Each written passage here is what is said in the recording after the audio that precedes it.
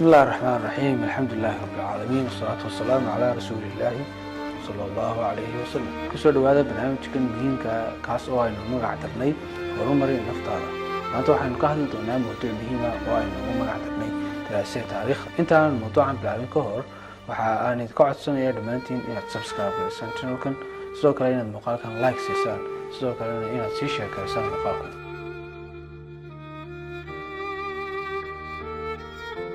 mid ka mid ah waxyaabaha ugu muhiimsan ee qofka ka caawinaya inuu gaaro horumar nafeed iyo horumar shakhsiyeed labadaba waxa weeyaan inuu qofku haysto waayo-aragnimo shakhsiyeed iyo waayo-aragnimo nololeed labadaba.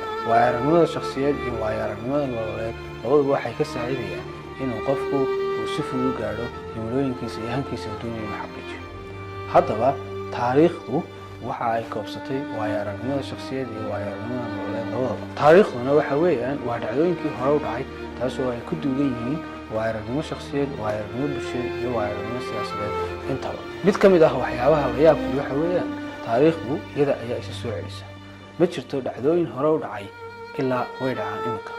waana sababta loo yidhaahdo maanta waa shalay waana berrito. xitaa lama odhan karo shalay toole ayaa lasoo dhaafay, waayo waxa ay carabtu ku mahmahdaa maxaa isaga eeg shalay iyo dora. dhacdooyinkii shalay dhacay ayuunbaa maantana dhaca. adduunkuna waa in yar oo isku soo noqonaysa. adduunyadu waa maadays dadkuna way matalayaan ayaa ay ahayd riwaayad hore loo matalay. dhammaan dhacdooyinka adduunkan dhacaya waxa ay ka dhigan tahay fiilmo hore loo matalay. waxaa kala duwan oo keliyata dadyooga matalaya. sidaa daraaddeed qofka taariikhda daraaseeya waxa ay ka dhigan tahay qof daawanaya filim dhowr jeer kusoo noqonaya. diinta islaamku ahmiyad weyn ayaa ay siisay taariikhda.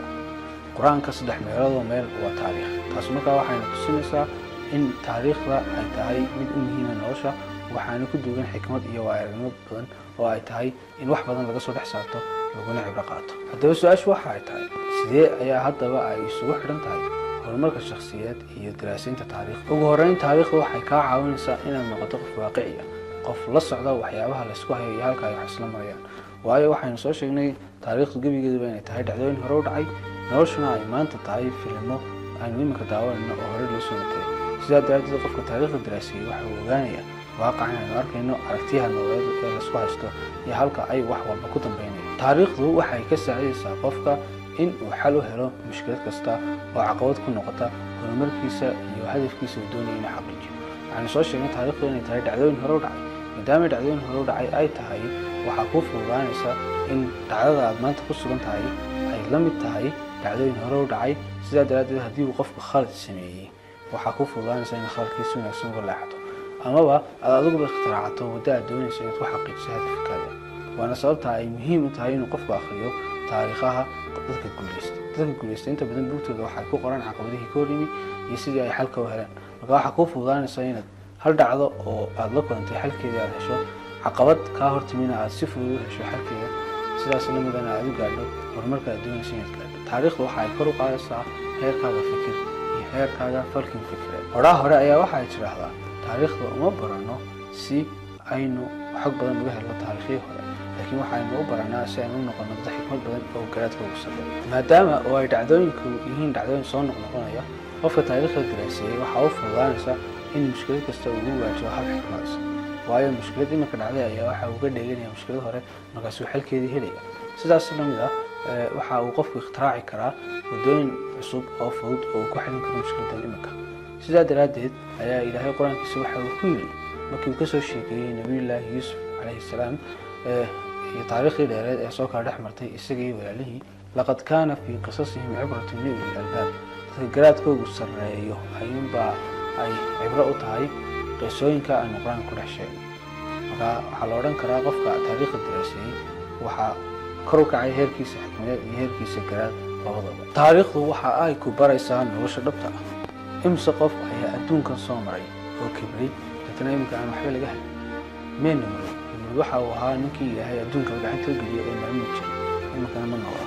mee fircawn wuxuu ahaa ninkii ilaaha sheegtay, iminkana ma noola. mee boqortooyooyinkii waaweynaa ee adduunka ka teliyey, boqortooyadii roomaanka, boqortooyadii tataarka ee adduunka gebigeedaba qabsatay, dhammaantood way wada baabeen. taariikhdu waxa ay ku baraysaa nolosha dhabta ah. taariikhdu waxay ku baraysaa inay adduunyadu tahay gebigeeduba adduun kooban oo qofku intaa ay tahay inuu ku nool yahay oo ku noolaado kibir la-aan, uu ku noolaado isagoon dadka xaasin, uu ku noolaado isagoon dadka xaqdi ku abuurin, uu ku noolaado si yaroo fudud inuu noloshiisa iyo hawlihiisa ku dhamaysto. adduunkana gebigiisa waxay ku baraysaa taariikhdu markaad eegto in wax kasta barbilow iyo bardhamaad ay leeyihiin in loogu talagalay oo keliyata inay noqoto beer uu qofku ku beeranayo si uu midhaha geedkaaga soo baxa uu aakhiro u goosto. sidaa daraaddeed waxaa muhiima in taariikhda la diraaseeyo. taariikhdu waxay ka caawinaysaa qofka inuu noqdo qof degan, qof hambala, qof adduunyada hadaf kale, qof aakhiradiisa u jeeda 24 saacadood. taariikhdu qofka waxa ay ka dhigtaa waayo arag gaamuray. da'daadu intii ay doonto hal leekaatee haddii aad taariikh badan hayso, walow da'daadu waa yaraatee waxa aad ka waayo-aragnimo badan tahay odaygii 60 jirka. haddii aad diraasisay taariikho badan oo la xidhiidha boqortooyooyinkii imbaraatoriyadihii adduunkan soo maray, waxyaabihii ay ka horumareen, waxyaabihii hoos u dhigay, waxyaabihii ka hor yimid caqabadaha iyo sidii ay u xaliyeen, waxa aad ka waayo-aragsanaanaysaa siyaasiga 70 jirka ama 60 jirka ee waqtiga nool. sidaas la mid ah haddii aad diraasisay dadyoogii horumaray, caqabadihii ka hor yimid, sidii ay u xaliyeen hadafkooda iyo sidii ay u xaqiijiyeen, waxa aad ka horumarsanaanaysaa dadkii horumarka inta badan kasoo shaqeeyey, walow intay doonaan ha kaa weynaadaan. taariikhdu waxa ay kaa dhigaysaa qof waayo-araga, qof go'aan-qaadashadiisu ay kumanta, qof waaqiciya, qof garaadkiisu aada u sarreeyo, qof og oo saadaalin kara dhacdooyinka imika jira waxa ka dhalan kara. go'aan-qaadashadaada waxay ka dhigaysaa go'aan-qaadashada ugu wanaagsan. sida oo kale waxaa kuu fududaanaya inaad filan karto waxa ka soo socda haddii ay dhacda imika jirto. sidaa daraaddeed qodobka ku danta ah haddii aad doonayso inaad naftaada horumarso waxa weeyaan in aad diraasiso taariikhda, inaad isku daydo inaad diraasayso inta ugu badan ee taariikheed. haddii ay tahay taariikhdihii ummadaha, haddii ay tahay taariikhaha dadka horumaray, haddii ay yihiin dadkii hore sida nebi maxamed iyo saxaabadiisii iyo dadkii kasii horreeyey, iyo haddii ay yihiin dadka casriga nool ee horumarka la taaban karo noloshooda ka gaadhay.